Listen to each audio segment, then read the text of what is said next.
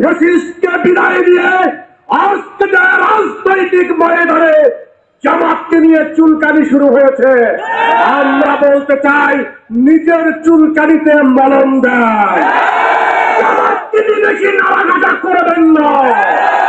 বাংলাদেশ জামাত ইসলামীকে নিয়ে আওয়ামী লীগ বাড়াবাড়ি করেছিল, আওয়ামী লীগ বাংলাদেশ থেকে নিশ্চিহ্ন হয়ে গেছে। বাংলাদেশ জামাত ইসলামী ছিল, জামাত ইসলামী আছে, জামাত ইসলামী থাকবে ইনশাআল্লাহ।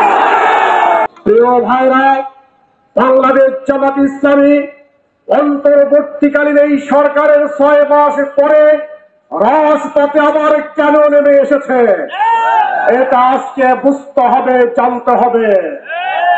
আমরা জানি আমাদের প্রিয় নেতা তৎকালীন জামাতের ভারপ্রাপ্ত সেক্রেটারি জেনারেল এটিএম আজহারুল ইসলামকে 2011 সালের 19 সেপ্টেম্বর সম্পূর্ণ অন্যায়ভাবে জামাত অফিস থেকে গ্রেফতার করা হয়েছিল।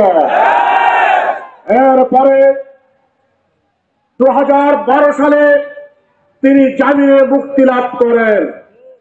তারপরে আমরা লক্ষ্য করলাম 2012 সালের 22 আগস্ট ফ্যাসিস্ট আওয়ামী সরকারের পেটুয়া বাহিনী এটিএম আজহার ভাই বাড়িতে ঘেরাও করে সিসি ক্যামেরা বসিয়ে নজরদারিতে রেখে আবার তাকে গ্রেফতার করা হলো মানবতা বিরোধী অপরাধের মামলায়।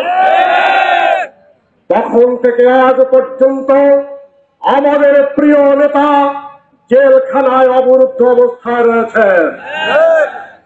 আপনারা জানেন, ওই ফ্যাসিস্ট আওয়ামী সরকার বাংলাদেশ জামাত ইসলামীকে নেতৃত্ব শূন্য করার জন্য, বাংলাদেশের রাজনৈতিক কালচারকে ধ্বংস করার জন্য সকল দল মতের মানুষদেরকে যখন কণ্ঠস্তব্ধ করে দিয়েছিল, তারই ধারাবাহিকতায় বাংলাদেশ জামাত ইসলামী নেতৃবৃন্দকে ফাঁসির মঞ্চে ঝুলিয়েছিল।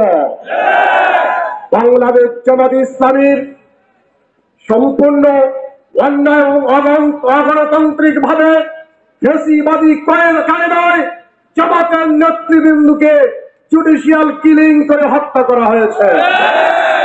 এটিএম আজহারুল ভাইয়ের ওই সাক্ষী বলেছিল যে আমি 7 মাইল দূর থেকে দেখেছি যে এটিএম আজহারুল ইসলাম অন্যায় করতেছে।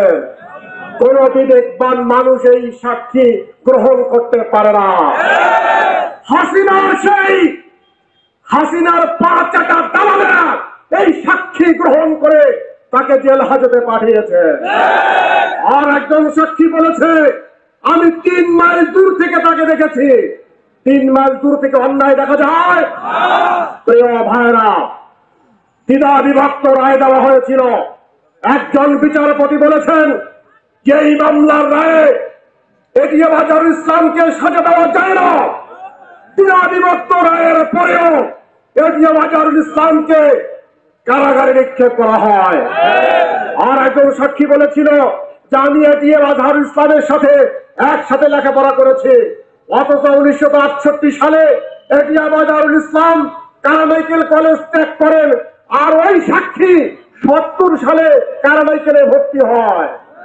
এইসব গাঁজাখুরি সাক্ষী, এইসব মিথ্যা মামলা দিয়ে যখন জেলখানাকে ভরে ফেলা হয়েছিল, আমরা জানি দেশের মানুষ আশা করেছিল এবং এই সরকার বিভিন্ন দলের নেতৃবৃন্দকে মুক্তি দিয়েছে।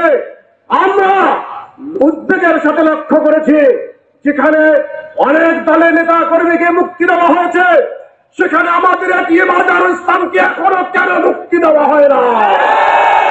তাই তো রাজপথে নামতে বাধ্য হয়েছে। অবিলম্বে আজহার ভাইকে মুক্তি দিতে হবে, নয়তো বাংলাদেশ জামাত ইসলামী বরদাস্ত করবে না। রাজপথের সমাধান করে ছাড়বে ইনশাআল্লাহ।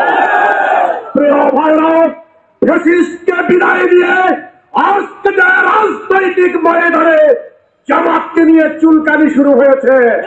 আমরা বলতে চাই